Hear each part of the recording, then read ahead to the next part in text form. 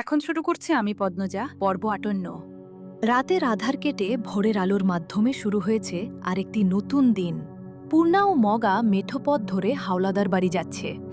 মাথার ওপর আকাশ আলো করা তেজবিহীন সূর্য। পূর্ণার পায়ের গতি চঞ্চল, সে অস্থির হয়ে আছে। পাশেই কৃষকের ফসলি জমি ছেয়ে গেছে সবুজের সমারোহে।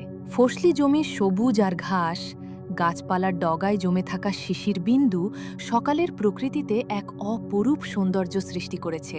অথচ সেই সৌন্দর্য পূর্ণাকে ছুঁতে পারছে না। অন্যবেলা হলে সে শিশির ভেজা ঘাসে গা এলিয়ে দিত। কোনো এক অদ্ভুত কারণে ঠান্ডার মধ্যেও তার শিশিরে ভিজতে ভালো লাগে। এখন সেই মন মেজাজ নেই। মগা কিছুক্ষণ আগে তাকে খবর দিয়েছে গতকাল রাতে পদ্মজা আহত অবস্থায় জঙ্গল থেকে ফিরেছে। প্রেমামা ঘরে পড়ছিল, বাসন্তী রান্নাঘরে, তাই তারা শুনতে পায়নি। পূর্ণা রোদে বসে সকালের খাবার খাচ্ছিল যখন মগার কাছ থেকে এই খবর শুনল।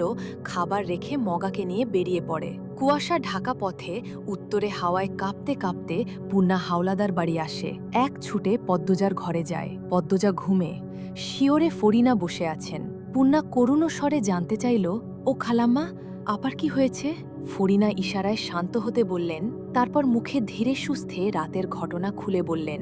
গতকাল এশার আজানের সময় পদ্মজা কোথা থেকে দৌড়ে সদর ঘরে এসে লুটিয়ে পড়ে। পা থেকে গলগল করে রক্ত বের হচ্ছিল, অনেকগুলো কাটা ফুটেছিল, শ্বাস নিচ্ছিল ঘন ঘন।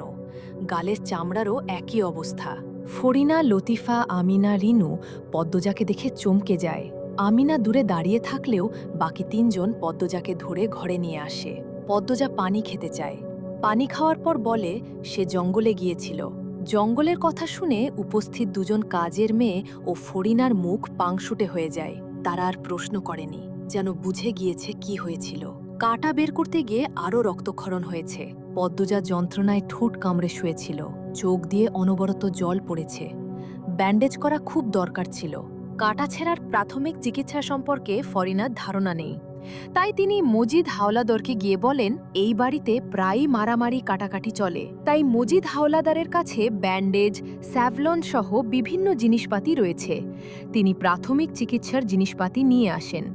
তারপর পদ্মজার পা ভালো করে পরিষ্কার করিয়ে ব্যান্ডেজ করে দেন। পূর্ণা পদ্মজার পায়ের কাছে বসে হাহাকার করে বলল, আমার আপা এত কষ্ট পেয়েছে। পূর্ণার চোখ বেয়ে এক ফোঁটা জল গড়িয়ে পড়ে।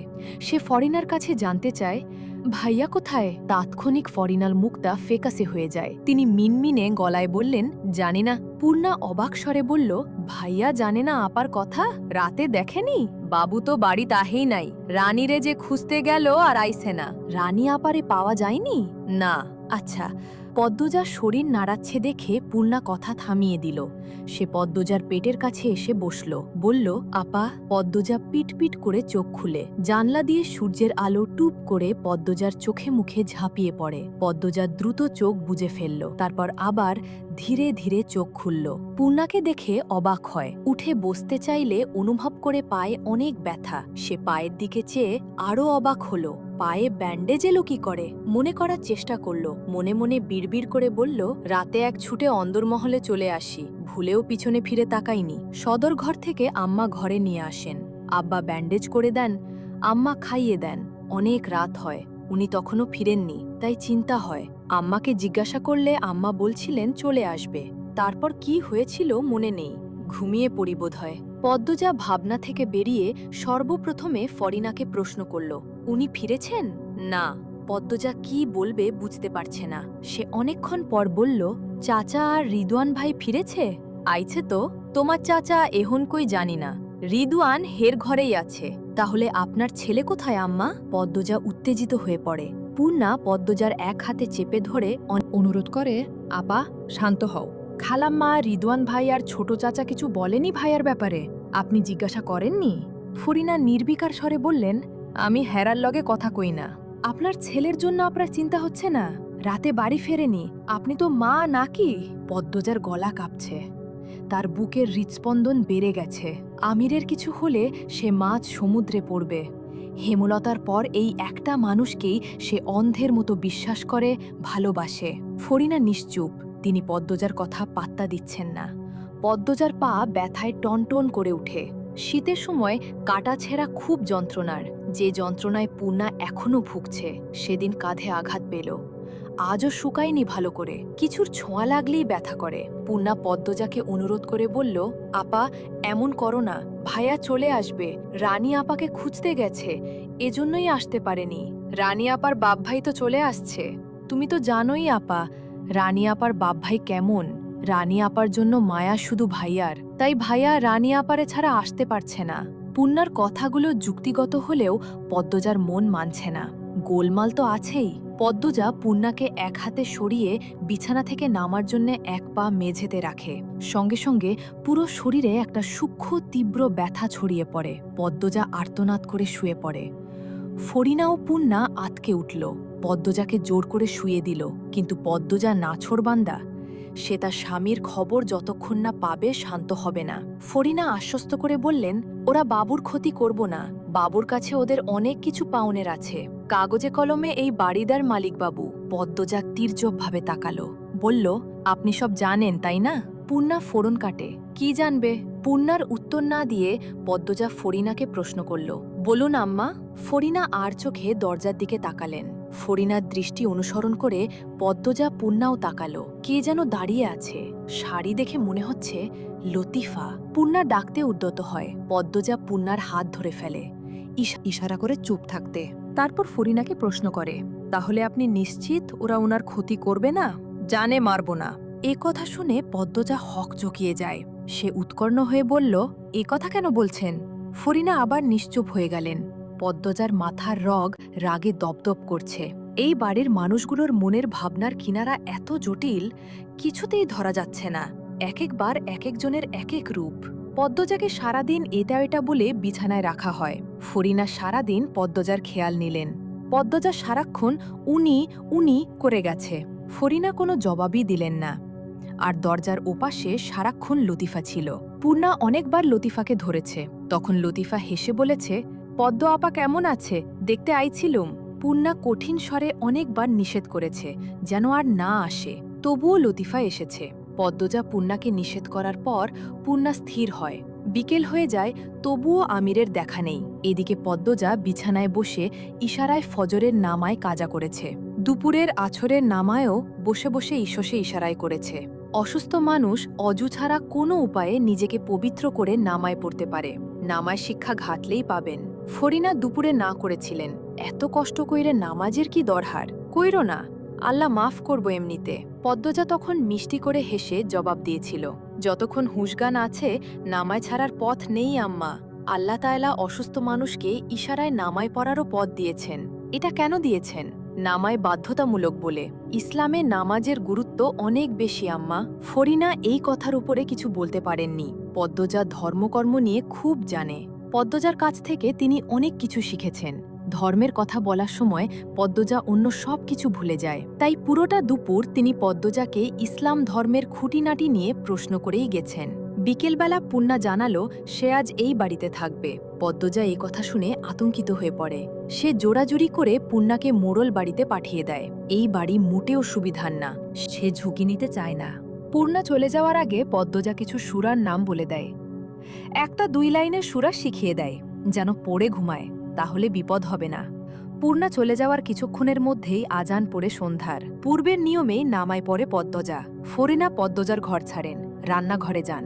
পদ্মজা নামায় শেষ করে বালিশে হেলান দিয়ে চোখ বুজে। আমিরের জন্য খুব চিন্তা হচ্ছে।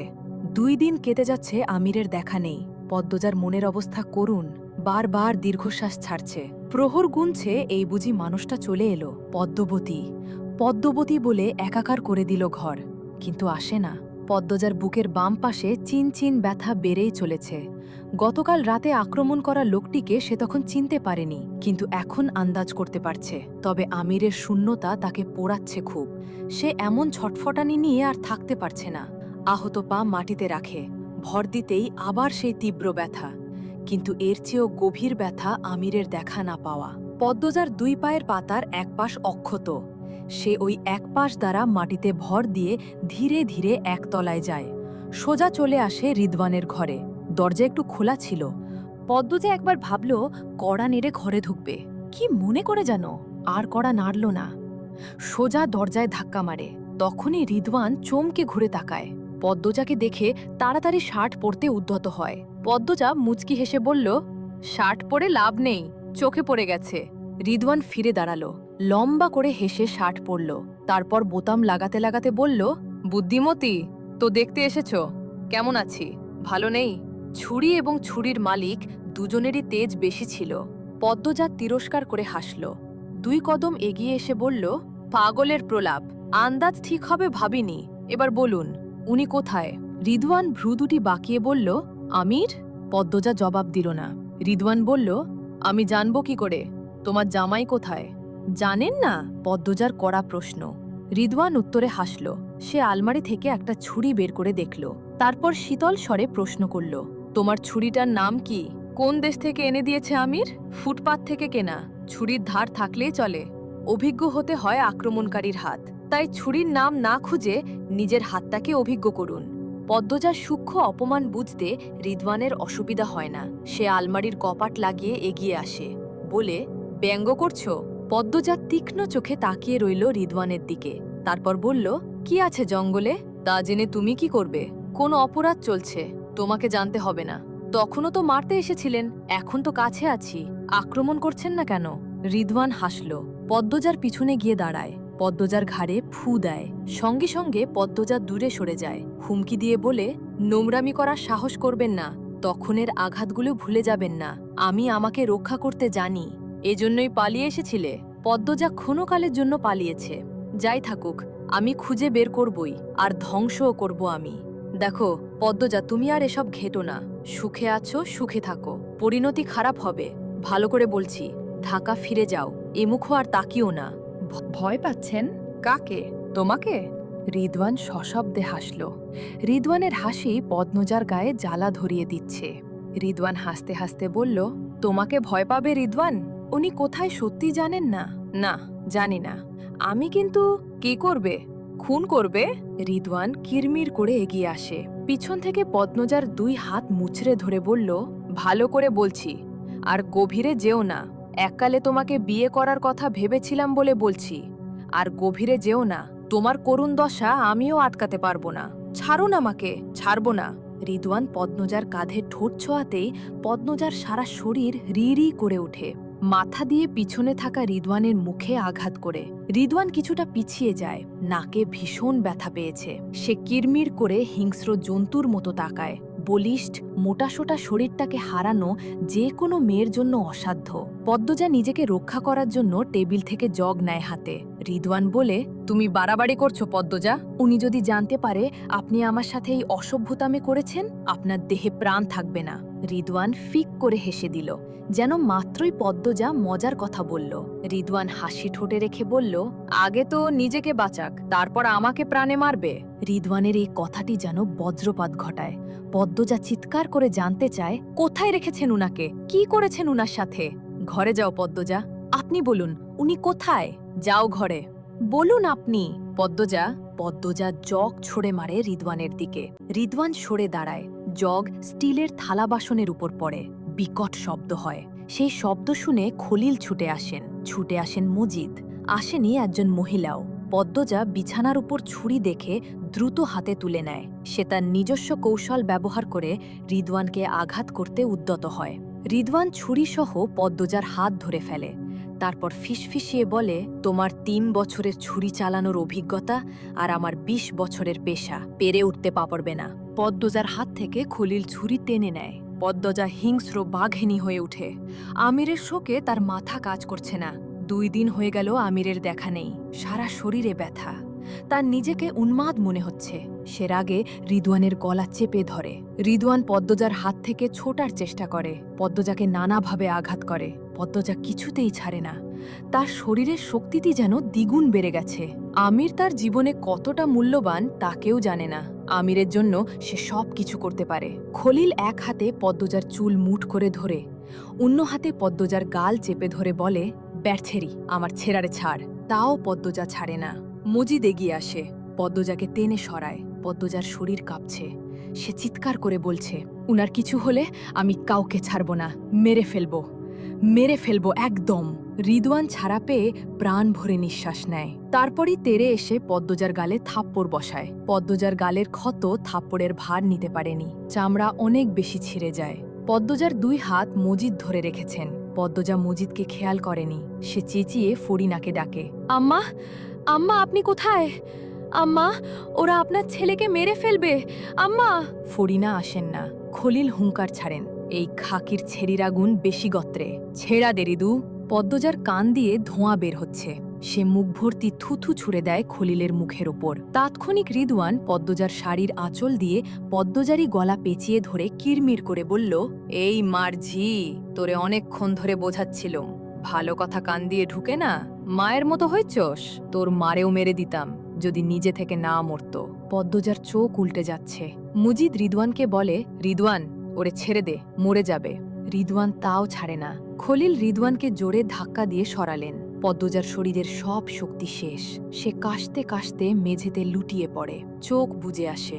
কল্পনায় ভেসে উঠে আমিরের শ্যামবর্ণের মায়াময় মুখ, আর মুখ দিয়ে অস্ফুট স্বরে ডাকে, আম্মা।